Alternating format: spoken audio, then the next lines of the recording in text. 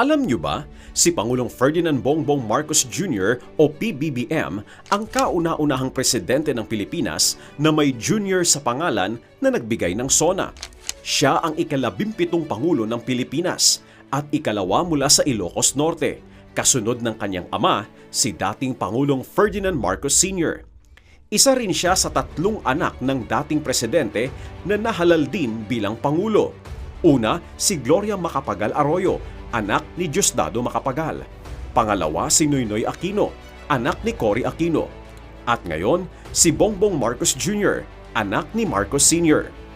Bukod pa riyan, si PBBM ay ika-11 senador na naging Pangulo, ika-11 kongresista bago maupo sa palasyo, ika-11 presidente na naiproklama ng lehislatura at ika-7 inihalal para sa isang 6 na taong termino ayon sa 1987